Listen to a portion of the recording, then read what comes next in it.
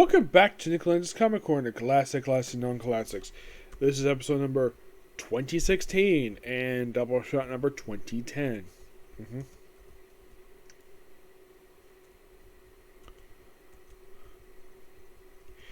Yeah, this is discussing a mini-series featuring basically a famous symbiote, and of course also, believe it or not,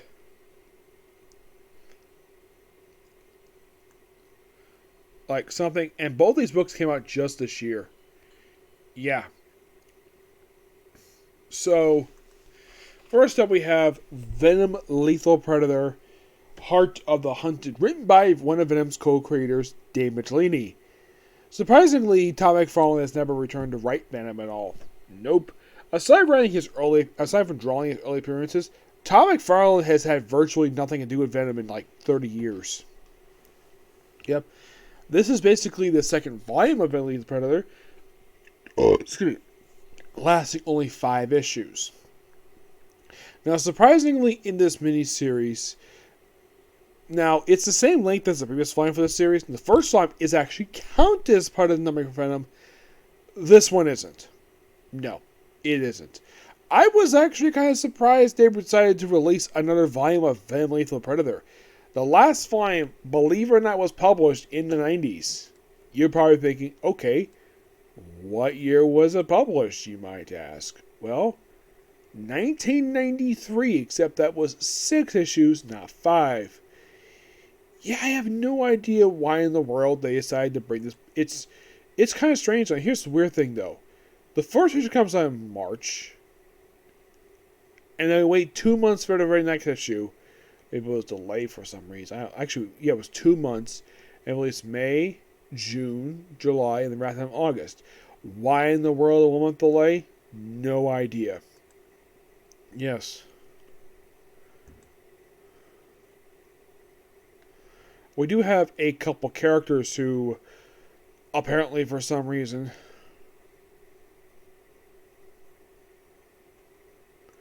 they bring back characters who Damage League previously, like Blood Spider, which I don't know who the heck this guy is, and also Death Shield.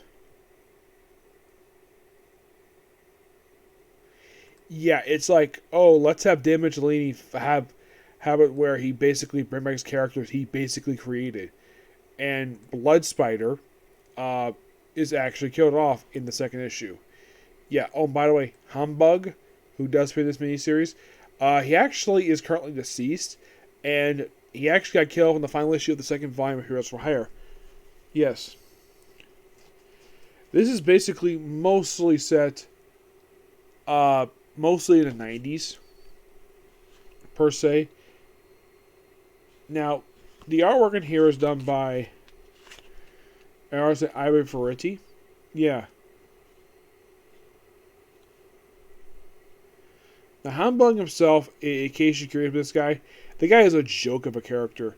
Now, the way this miniseries is written, it's like basically you read this and you're like, okay, apparently they decided to have elements from the Venom live-action movie.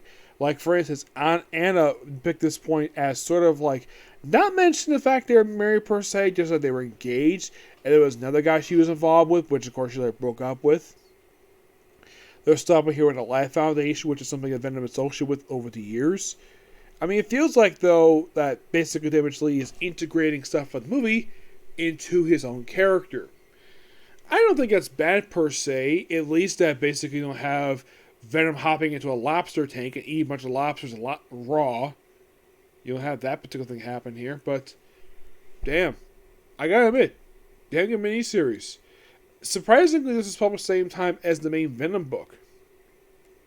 That book is currently done by Ram V and Al Ewing.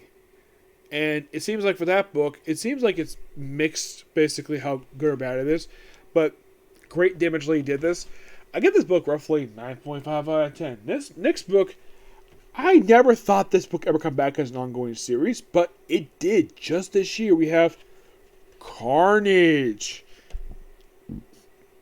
Volume 1 in the Court of Crimson. Collecting a story from Carnage Forever And also we have the first 5 issues of Carnage Volume 3. Now you're thinking, wait, Volume 3. Okay, now the first volume, that was the artwork done by Clayton Crane in that book. That led into Carnage USA, and like various other books related to Carnage, and various miniseries that Marvel publishing over the course of several years, which had its finale with Carnage versus Deadpool. Yes, his first ongoing series was done by, get this, Jerry Conway and Mike Perkins. Conway himself basically didn't really talk about the series when I talk. I didn't talk about. I did talk about the series with Mike Perkins. Yes. Now the reason why the book ended after 16 issues, according to Mike Perkins, he did confirm with this, was it canceled due to low sales? And the answer is, yes, it was. That was the reason the book was canceled. Wasn't selling too well. So that's pretty so I ended. This book had a fantastic creative team and great storytelling. This book, now you might think, okay, Carnage, Cletus Cassidy. But wait, Cassidy's dead. He got killed off in the final issue of Absolute Carnage. Well, this kind of follows the evidence of Extreme Carnage. The guy who was hosting in that miniseries is not here. Carnage has got no host in this series. And also, there is a technically Jonathan Slide who's in here. He's practically the star of this book. It's similar, the way you read this book, it's similar to how Too Much Dracula was written. This other book is called Too Much Dracula. Dracula wasn't the main, he's not the main hero of the book. It's actually Frank Drake is in it. This book is basically focused on him.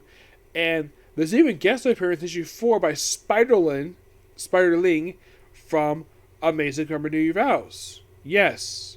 And this actually set before her appearance in Spider-Man, the current book, the current miniseries by Dan Slott. And apparently Carnage is affecting the multiverse. Now, the first thing Carnage does in here is that he, a couple times, both in the Carnage Forever 1 and the first issue, he apparently tries to kill off Hydro Man. Yes, and it's confirmed with the very next issue, issue 2, Hydro Man's dead. Yep, he kills off Hydro Man. Why in the world that the writer of the book Ram V this kill off Hydro Man? I don't know. It was one of the most strangest things. And of course, investigated this guy called the Artist, who was a serial killer. Excuse me, who went inactive after the events of King in Black. Which, okay. Now you might be thinking, okay, is the Life Foundation in this series? Shockingly, no. It's mostly a bit of a cop drama. They just happen to involve Carnage. There's even an issue in here where Carnage is hired by a kid to massacre an entire Juvie facility, because he basically points out an obvious fact to Carnage. You like causing chaos. You kill good guys and it's bystanders. Why not change the good guys? That still causes some chaos, doesn't it? And he's like, yeah, that's actually a pretty good idea. So he goes and massacres a whole Juvie facility. And apparently Carnage basically takes a liking to the kid. Now it's implied this is supposed to be Cletus Cassidy, but that's impossible. The man's dead. He got stabbed by a freaking lead pipe by Eddie Brock. Yeah, he got killed off. Oh, and here's something though. Apparently we have Dark Carnage here. Yeah, he's in this book, and it's one of the most strangest things happening in this book, because basically this is kind of like, okay, this is kind of like Cletus Cassidy's legacy. And you could say this book was launched for 2 reasons. Number 1, because Carnage featured in the second Venom movie. And number 2, Marvel needed follow-up from Extreme Carnage. And you might be asking, did Ram V write one of the one-shots? No, I believe Philip Kennedy Johnson did. Yes. Philip Kennedy Johnson actually they do conclude a whole thing here. He writes one of the stories. He writes Homecoming. Yes, he writes Homecoming, basically a short story.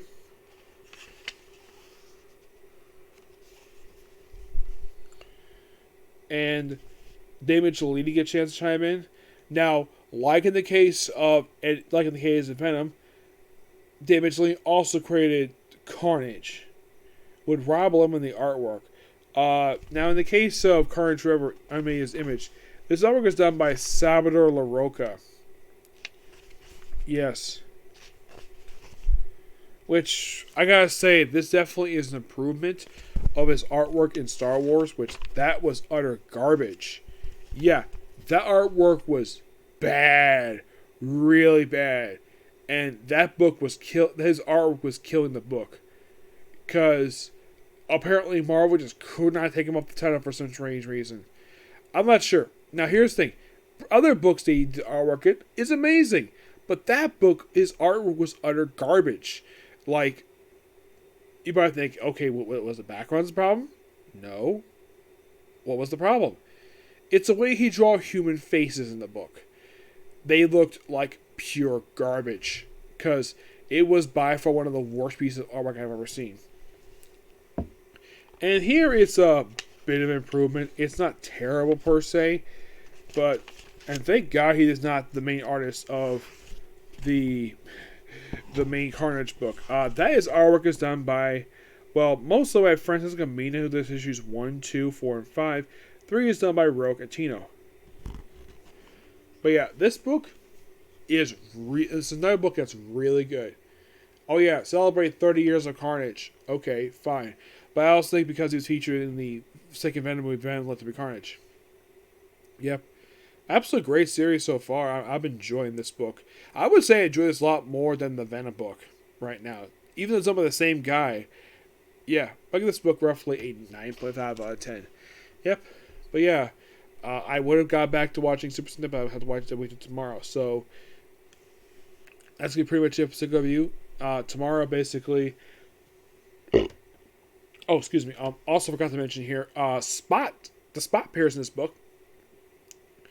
And I tried to look up, is he confirmed dead in this book? No, he's been disembodied. He apparently is like, oh, Carnage, oh, you ran out of spots. It's weird, though, that Carnage got out of all people the Spot? Seriously? And here's the thing, the Spot is not even a David Slay character. I believe it's a creation of Bill Manslow. Yeah, why in the world go up to Spot for? I mean, first Hydro Man, and now the frickin' Spot? Like, you go from A-list villain to a C-list villain? Like, is Ram V trying to have Carnage kill off basically least popular prescribed villains? It's possible he's probably doing that.